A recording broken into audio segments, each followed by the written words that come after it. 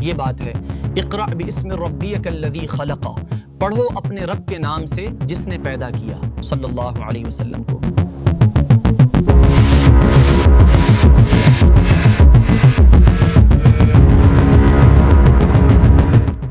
حضور کی پہچان اور ہمارا دعویٰ۔ ہم تو روز مسجد آتے ہیں، نماز روزہ سب کچھ کرتے ہیں، میں اور آپ مسلمان ہونے کا دعویٰ کرتے ہیں، پر ایک عجیب اور تکلیف دہ سوال کا جواب دیجیے۔ دعویٰ تو سب کرتے ہیں، مگر ایمان کی سچائی کہاں نظر آتی ہے؟ آپ صلی اللہ علیہ وسلم کی شان میں سورۃ الماعون نازل ہوئی، پر یہ کیسی سورہ ہے جو نماز پڑھنے والوں کو بھی دھوکے باز کہہ رہی ہے؟ 2 رکعت ہو گئی، ابھی تو 10 میٹنگز ہیں، جلدی کرو۔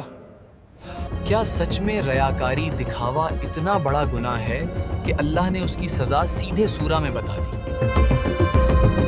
میرا عطیہ سب سے زیادہ ہونا چاہیے، سب کو پتہ چلے۔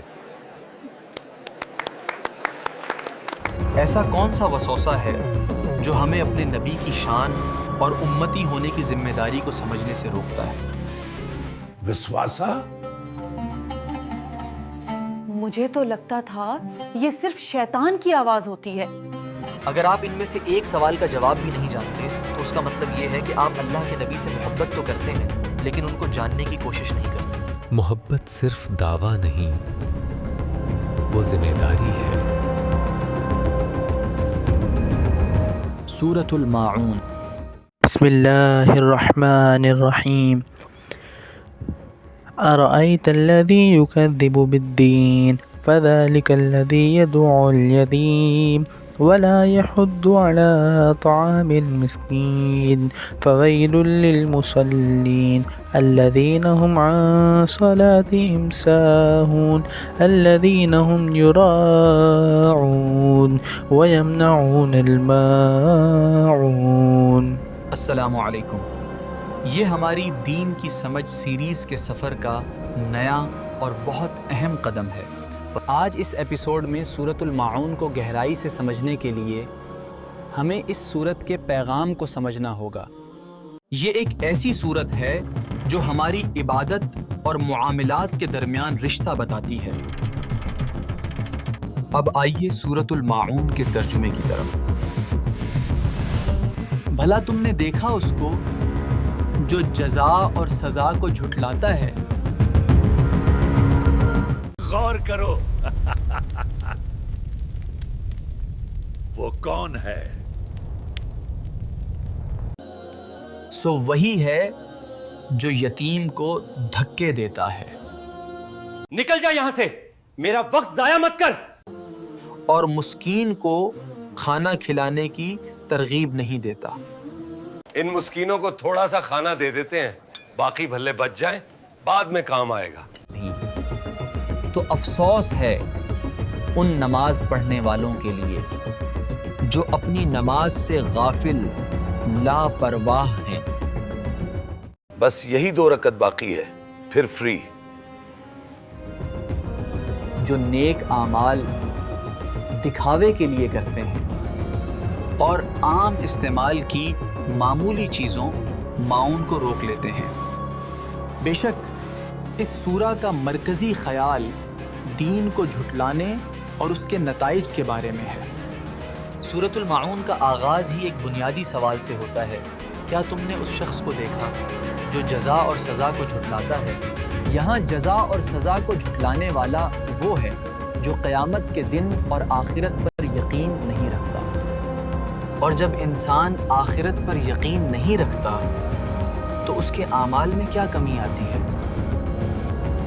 جب مرنا ہی ہے تو مزے کرو، کون دیکھ رہا ہے؟ سورت آگے یہ بتاتی ہے جو یتیم کو دھکے دیتے ہیں اور کمزوروں پر ظلم کرتے ہیں، مسکین کو کھانا کھلانے پر ترغیب نہیں دیتا، وہ لوگوں کو ان کی بنیادی ضروریات پوری کرنے کی ترغیب بھی نہیں دیتا، خود تو کیا دے گا۔ میں نے سوچا اس مسکین کو دعوت دیں۔ جی بھائیو۔ اور سب سے اہم، نماز سے غافل ہیں۔ ان کی نماز صرف ایک جسمانی ورزش ہے۔ ریاکاری، دکھاوا، وہ عبادت صرف لوگوں کو دکھانے کے لیے کرتے ہیں۔ ان کا مقصد اللہ کی رضا نہیں لوگوں کی تعریف ہے۔ اب دیکھیں گے لوگ کتنا بڑا دیندار ہوں میں۔ معمولی چیزیں روک لیتے ہیں، وہ اتنا تنگ دل ہے کہ چھوٹا سا احسان بھی نہیں کرتا۔ اتنی سی چیز کے لیے بھی منع کر دیا۔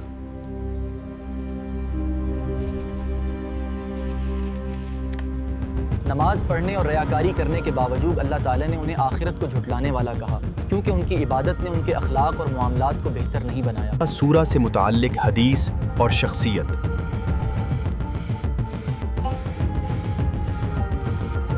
ریاکاری پر حدیث مبارکہ اس صورت میں ریاکاری کرنے والوں کی مذمت کی گئی ہے۔ اس سلسلے میں رسول اللہ فرمایا، سب سے پہلے قیامت کے دن 3 طرح کے لوگوں کے خلاف فیصلہ کیا جائے گا۔ تمہیں وہ مل چکا جو تم چاہتے تھے۔ وہ جس نے جہاد کیا تاکہ لوگ اس کو بہادر کہیں۔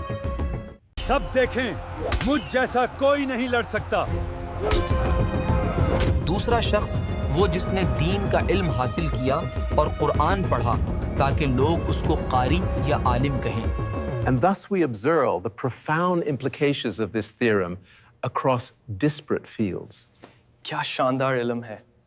اور وہ شخص جس نے ثواب دیا تاکہ لوگ اس کو سخی کہیں۔ کتنا زیادہ پیسہ دینا پڑا،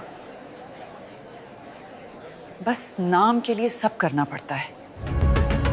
نتیجہ اللہ ان سب سے کہے گا، تمہیں وہ مل چکا جو تم چاہتے تھے، آہے، پھر انہیں جہنم میں پھینک دیا جائے گا۔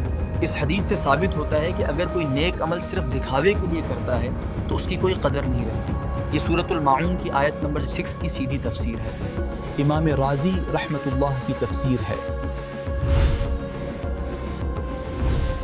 امام فخر الدین الرازی جو اپنی تفسیر مفاتیح الغیب کے لیے مشہور ہیں، نے سورۃ الماعون کے بارے میں ایک بہت گہری بات کہی ہے۔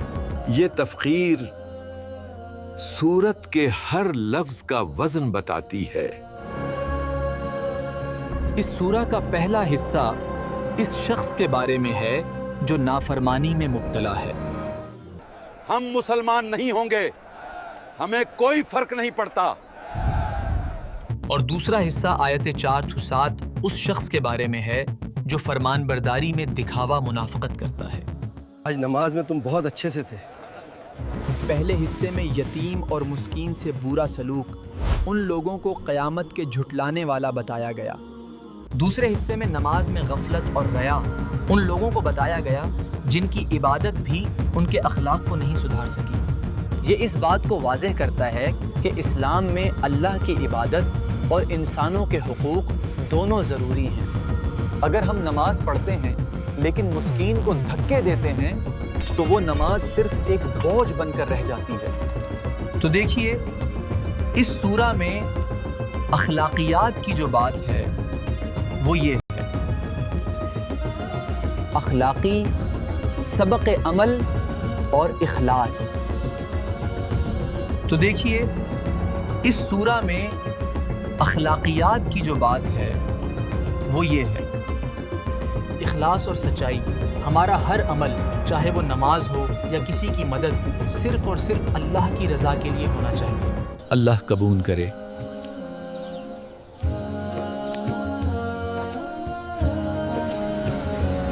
انسانیت پر رحم۔ دین کو جھٹلانے والا وہ نہیں جو صرف نماز نہیں پڑھتا، بلکہ وہ ہے جو یتیم اور مسکین جیسے کمزوروں پر ظلم کرتا ہے یا تنگ دلی دکھاتا ہے۔ بیٹا، تم ہماری ذمہ داری ہو، تم گھبراؤ نہیں۔ برکت حکم میں ہے، معون کو روکنا تنگ دلی ہے۔ برکت جگہ میں نہیں ہوتی، برکت اللہ کے حکم میں ہوتی ہے۔ جو اللہ کے راستے میں دیا وہ کبھی ضائع نہیں ہوتا۔ جب آپ معمولی چیزیں بھی کسی کی مدد میں دے دیتے ہیں تو اللہ آپ کے لیے برکت کے دروازے کھول دیتا ہے۔ اور اگر آپ کو سورۃ الماعون کا یہ پیغام آپ کے دل کو چھو گیا ہو اور اس نے آپ کو عبادت اور اخلاق کے درمیان تعلق سمجھنے میں مدد کی ہو، تو ہمارا ایمان ہے کہ نیکی پھیلانا بھی ایک عبادت ہے۔ اس لیے اس ویڈیو کو لائک کر کے اپنی محبت کا اظہار کیجیے اور اسے ان تمام لوگوں کے ساتھ شیئر کیجیے۔ امید کرتا ہوں آپ کو سورۃ الماعون کا یہ گہرا پیغام سمجھ آیا ہوگا اور آپ اس پر عمل کی کوشش کریں گے۔ جزاک اللہ خیر۔ السلام علیکم.